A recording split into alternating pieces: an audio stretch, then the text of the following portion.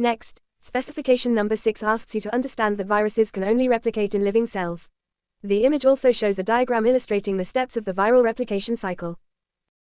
Viruses are capable of reproduction, but this is the only life process they exhibit, and they can only replicate inside the cells of living organisms. They cannot reproduce on their own and instead hijack the host cell's materials and biosynthetic machinery. By doing so, they produce thousands of copies of themselves, which eventually mature and leave the host cell to infect new, healthy cells. This replication process often results in diseases. Observe the diagram illustrating the two main cycles of viral replication in bacteriophages, viruses that infect bacteria, the lytic cycle and the lysogenic cycle. In the lytic cycle, the bacteriophage attaches to a receptor site on the bacterial cell wall and injects its DNA into the cell.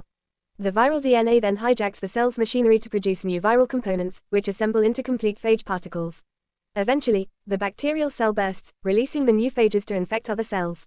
In contrast, the lysogenic cycle begins with the phage attaching to the bacterial cell and injecting its DNA. However, instead of taking over the cell, the phage DNA integrates into the bacterial chromosome, becoming a prophage. The bacterial cell continues to replicate, passing the prophage to its offspring. Under certain conditions, the prophage may exit the bacterial chromosome and shift to the lytic cycle, producing new phages. The lytic cycle destroys the host cell immediately, while the lysogenic cycle allows the phage DNA to remain dormant within the host for some time.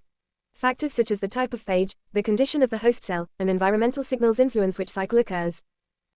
To understand how viruses replicate, let's examine the example of HIV, the virus responsible for AIDS. HIV specifically targets immune cells, particularly CD4 plus T cells. It attaches to receptors on these cells and fuses with their outer membrane, releasing its RNA into the cell.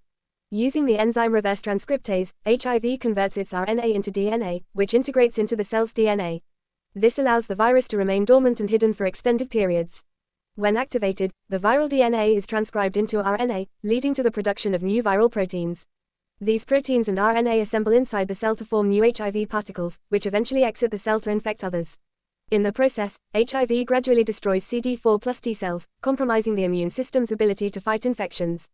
The integration of HIV DNA into the host's genome makes it difficult to eliminate, and over time, the weakening of the immune system leaves individuals vulnerable to other diseases. And that wraps up Chapter 2 on classification. I hope this session helped clear up any doubts and made things easier to understand. If you have any questions, don't hesitate to ask. Thanks for tuning in, and I'll catch you next time.